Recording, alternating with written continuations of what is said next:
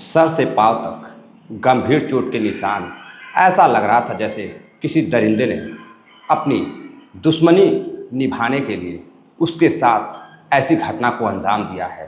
Private part पर खून बह रहे थे, आंखों में खून था, नाक में खून था, कान में खून था।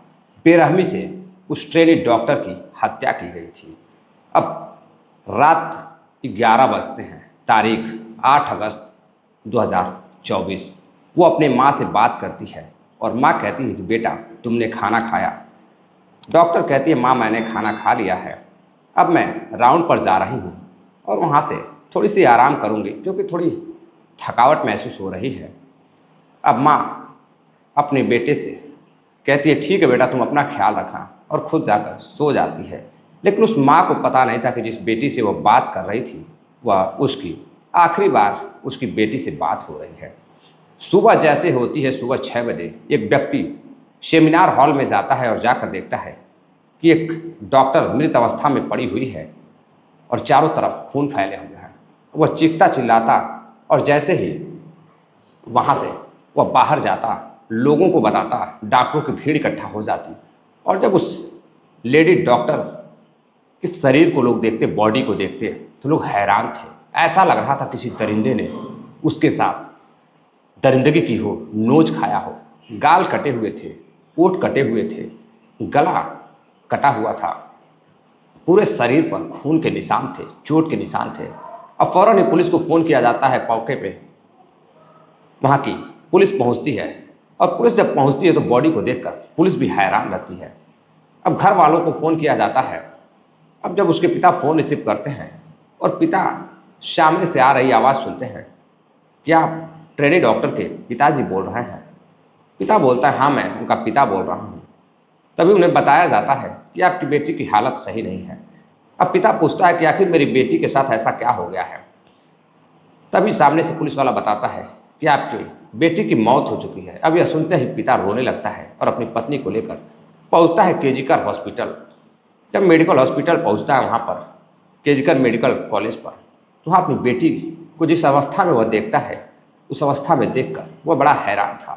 उसकी आंखों से सिर्फ आंसू बह रहे थे। जिस उम्मीदों से उसने अपनी बेटी को पढ़ने के लिए भेजा था कि उनकी बेटी डॉक्टर बन के देश की सेवा करेगी, लोगों की सेवा करेगी, लोगों का इलाज करेगी, आज उनकी बेटी उनके सामने नहीं है। वह सारी उम्मीदों को तोड़कर मौत को गले लगा चुकी है। आखिर उसके साथ ऐसा क्या होता है? अब साथियों देखते ही देखते यह बात न्यूज़ मीडिया, सोशल मीडिया के माध्यम से आग की तरफ फैलने लगती है और पूरे बंगाल में ही नहीं, देश में ही लोग धरना प्रदर्शन करने लगते हैं, हॉस्पिटल को बंद करने लगते हैं कि आखिर कब तक डॉक्टरों के साथ ऐसा व्यवहार किया जाएगा। आखिर किसने उसके साथ ऐसी दरिंदगी की? लोग उस दरिंदे को फांसी की मांग करने लगते हैं कि जल्द से जल्द पुलिस उसको कातिलों को पकड़े, डॉक्टर के कातिलों को पकड़े और उसे फांसी की सजा दे। जब मामला अब भाजपा तक पहुंचता है, भाजपा के कार्यकर्ता भी धरना प्रदर्शन करते हैं और फांसी की मांग करते हैं, ममता बनर्जी के ऊपर उंगली उठाते हैं। ममता बनर्जी भी कहती है कि मैं भी चाहती हूँ कि उस बेटी के साथ जो हुआ है, वो दरिंदगी जिसने भी की है, उस दरिंदे को कड़ी से कड़ी सजा मिले। फौरन ही एसआईटी टीम का गठन किया जाता है और एसआईटी की टीम जब जांच पड़ताल करती है तो एक ऐसी हकीकत सामने आती है जो रोंगटे खड़ी कर देने वाली रहती है साथियों, रूह कपा देने वाली रहती है। नमस्कार, प्रणाम, मैं आपका अपना विशु राय हाजिर हूं जुर्म की दुनिया की एक बेहद ही खौफनाक कहानी के साथ। साथियों मैं बात कर रहा हूँ पश्चिम बंगाल, कोलकाता के केजीकर मेडिकल हॉस्पिटल की। केजीकर मेडिकल हॉस्पिटल की रहने वाली में काम करने वाली एक प्रैक्टिशनर डॉक्टर, जो कि बेहद ही खूबसूरत और बेहद ही स्वभाव की धनी, वह जब अपनी पढ़ाई कर रही थी तो पढ़ाई के दौरान अपनी माँ से कहती है कि माँ मैं डॉक्टर बनना चाहती हूँ। माँ कहती है बेटा ये तो बहुत अच्छी बात है कि तुम डॉक्टर बनना चाहती हो, डॉक्टर बनकर हमारा नाम रोशन करोगी और हमें भी बहुत खुशी होगी। जब उसकी पढ़ाई कंप्लीट हो जाती है तो वह कहती है कि माँ अब मैं डॉक्टर की तैयारी करना चाहती हूँ। अब डॉक्टर की तैयारी करती है माँ, कर्ज लेकर के, किसी से मदद लेकर के बेटी को पढ़ाती लिखाती है। अब उसका चयन एक दिन डॉक्टरी में हो जाता है, यानी कि वो डॉक्टर बन जाती है। अब प्रैक्टिस के लिए वो केजीकर मेडिकल हॉस्पिटल जाती है, वहाँ जाकर वह प्रैक्टिस करती रहती है। अब रोज़ाना रात को उसकी माँ सोने से पहले अपनी बेटी से फ़ोन पर बातें करती और अक्सर पूछती कि तुमने खाना खाया है या फिर यूं ही घूम रही हो, अपने शरीर का बेटा ध्यान देना, शरीर स्वस्थ रहेगी तभी तुम लोगों का इलाज कर पाओगे। अब बेटी मुस्कुराते हुए कहती कि माँ, मैंने खाना भी खा लिया है और मैं बहुत अच्छी हूँ। एक काम करो कि अब तुम सो जाओ, कल सुबह बात होगी। लेकिन जैसे ही रात होती है, लड़की सेमिनार हॉल में, जो ट्रेनी डॉक्टर होती है, सेमिनार हॉल में आराम करने के लिए जाती है। करीब रात 11 बज रहे थे। तारीख थी 8 अगस्त 2024। रात 11 बजे वो अपनी माँ से बात करने के बाद सेमिनार हॉल में आराम करने के लिए जाती है। लेकिन जब सुबह होती है तो एक व्यक्ति जब सेमिनार हॉल में जाता है तो वह देखता है कि एक डॉक्टर मृत अवस्था में नीचे पड़ी हुई है, बिल्कुल अर्धनग्न अवस्था में, शरीर पर बिल्कुल एक भी कपड़े नहीं हैं और उसके ओठों को काटा गया है, कानों को काटा गया है, चारों तरफ खून फैला हुआ है, प्राइवेट पार्ट से खून बह रहे हैं। अब वह ऐसी हैवानियत को देखकर डर जाता है। डरते हुए बाहर निकलता है साथियों और जाकर लोगों को बताता है। जैसे ही लोगों को पता चलता है कि एक डॉक्टर की हत्या कर दी गई है, वो भी इतनी बेरहमी तरीके से, निर्मम तरीके से, फौरन ही सभी लोग भागते हुए सेमिनार हॉल में जाते हैं। जब सेमिनार हॉल में जाते हैं तो देखते हैं कि काफ़ी बुरी कंडीशन में एक ट्रेनी डॉक्टर की लाश पड़ी हुई है। अब लोग फौरन ही पुलिस को फ़ोन करते हैं। पुलिस आती है, बॉडी पे कपड़ा वगैरह डालती है, फ़ोटोज़ वगैरह लेती है, वहाँ आसपास पड़े सारे सबूत इकट्ठा करती है। पास में ही एक हेडफोन पड़ा रहता है, ब्लूटूथ फ़ोन। अब ब्लूटूथ हेडफोन को वो उठाते हैं और जो आसपास सबूत रहता है उसे इकट्ठा करते हैं और बॉडी को पोस्टमार्टम के लिए भेज देते हैं। घर वालों को फ़ोन किया जाता है और जैसे ही घर पे पिता को पता चलता है कि उसकी बेटी का किसी ने बेरहमी से कत्ल कर दिया है, पिता का रो रो कर बुरा हाल रहता है। माँ कहती है कि मेरी बेटी ने किसी के साथ ऐसा बर्ताव नहीं किया है, किसी से भी उसकी दुश्मनी नहीं थी, भला उसके साथ ऐसा व्यवहार कौन कर सकता है, ऐसी दरिंदगी कौन कर सकता है। अब माँ बाप पहुँचते हैं जब पोस्टमार्टम हाउस तो अपनी बेटी की लाश को देखकर उनके रोंगटे खड़े हो जाते हैं, उनके पैरों तले ज़मीन खिसक जाती। बस सिर्फ बचती तो आंसुओं की धार जो आंखों से लगातार बहे जा रही थी। देखने वालों के भी रोंगटे खड़े हो जाते। अब पुलिस जांच पड़ताल में जुटती है। तब तक यह बात बाहर फैलने लगती है आग की तरह। डॉक्टर हड़ताल पे चले जाते हैं। उधर भाजपा के लोग धरना प्रदर्शन पर बैठ जाते हैं कि एक बेटी के साथ, एक डॉक्टर के साथ ऐसा जघन्य अपराध करने वाले को फांसी की सज़ा होनी चाहिए। ये पश्चिम बंगाल सरकार की लापरवाही है। राजनीति होने लगती है। उधर ममता बनर्जी जी भी जांच के आदेश देती हैं। एसआईटी का गठन होता है। अब पुलिस जब जांच पड़ताल करती है तो सबसे पहले सीसीटीवी फुटेज चेक करती है कि आखिर 8 अगस्त की रात को कौन कौन लोग रात करीब 10 और 12 बजे के बीच कितने लोग आए गए हैं। जब वो चेक करती है तो दिखाई देता कि 4 से 5 लोग ऐसे लोग थे जो वहाँ बराबर घूम रहे थे, आ रहे थे और जा रहे थे। अब पुलिस उन 5 लोगों को उठा कर लाती है, यानी कि गिरफ्तार करती है पूछताछ के लिए। सीसीटीवी की मदद में जितने लोग दिखाई देते हैं, फुटेज में दिखाई देते हैं, उनको लेकर आती है।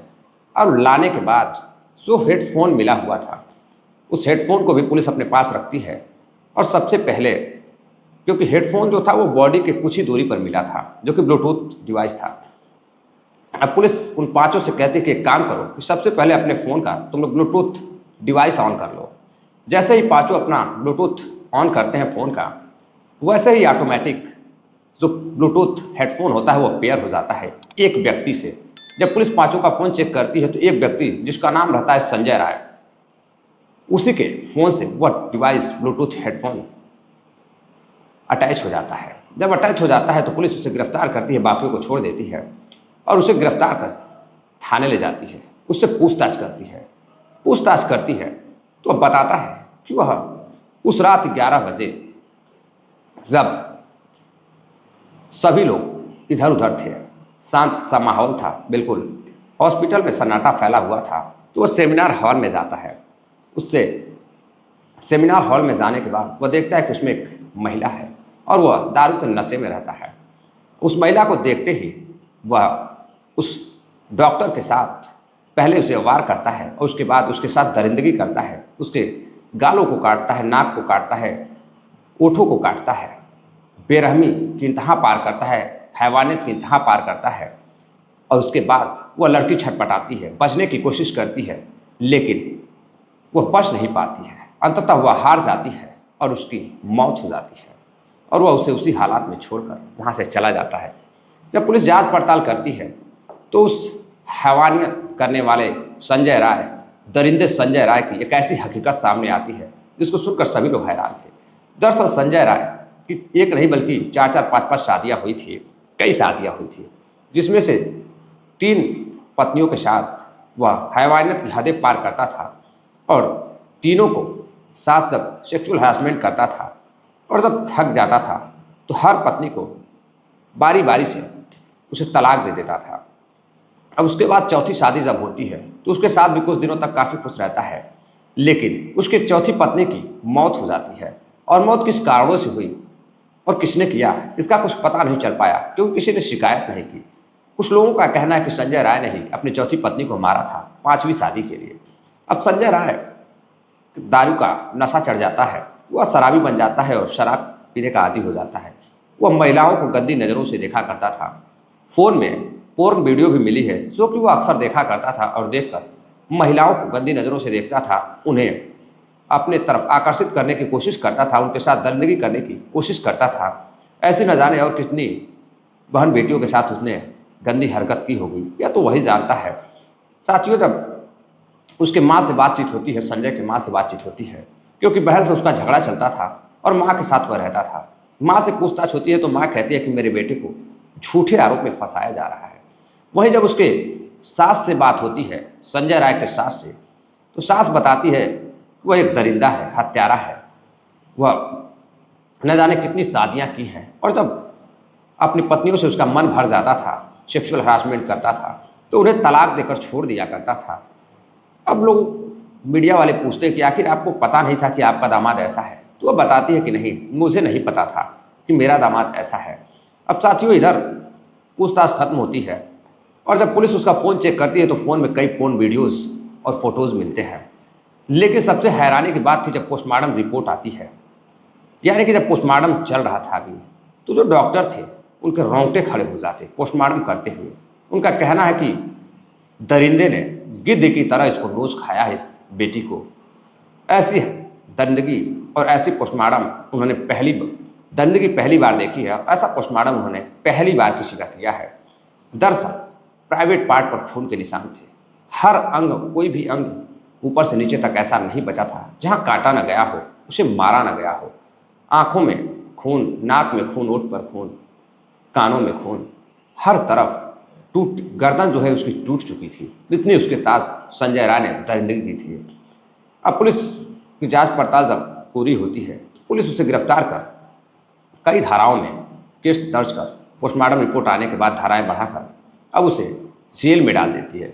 बताया जाता है कि संजय राय 55/B शंभूनाथ पंडित रोड का रहने वाला होता है और बहन से झगड़ा चलता था तो वह माँ के साथ ही रहता था और वह एक पुलिस सहायक का काम करता था, यानी कि पुलिस सहायता के रूप में वह काम करता था, सहायक की भूमिका में रहता था। इसीलिए कोई उसे रोकता टोकता नहीं था, हमेशा वह बिना डर के आता जाता रहता था और वह एक बॉक्सर भी था, तो लोगों में उसका डर भी था और लोग उसे बोलते नहीं थे। हट्टी कट्टी बॉडी भी थी और पुलिस सहायक की भूमिका में रहता था, इसलिए कोई उसे रोकता नहीं था। वो अक्सर कर हॉस्पिटल में इधर उधर घूमता रहता था तो लोग उस पर शक भी नहीं करते थे। लेकिन लोग यह नहीं जानते थे कि यही वह हट्टा कट्टा बॉक्सर, यही पुलिस सहायक एक दिन ऐसी दरिंदगी करेगा कि लोगों के रोंगटे खड़े हो जाएंगे। तो साथियों, ये थी आज की पूरी कहानी। कहानी बेहद ही दुखद है। इस पर आपकी क्या राय है? उस दरिंदे को क्या सज़ा मिलनी चाहिए और उस बेटी को कैसे न्याय मिलेगा, यह आप कमेंट कर ज़रूर बताइएगा। चलते चलते कुछ साथियों ने कमेंट किया है जिनका नाम है सोहन लाल सेठिया, ब्यावर राजस्थान के रहने वाले हैं। सुनील चौधरी है, सेंट्रल जेल बीकानेर के रहने वाले हैं। KM राय जी हैं, राजस्थान बॉर्डर सिक्योरिटी फोर्स से हैं। मनीष गुप्ता हैं, संतोष गुप्ता हैं, अजय सिंह शेखावत हैं, सुनील बंसल हैं। आप सभी साथियों का बहुत बहुत धन्यवाद। मिलते हैं एक और नई कहानी के साथ साथियों। तब तक के लिए अपना ख्याल रखिएगा, अपने परिवार का ख्याल रखिएगा। जय हिंद, नमस्कार।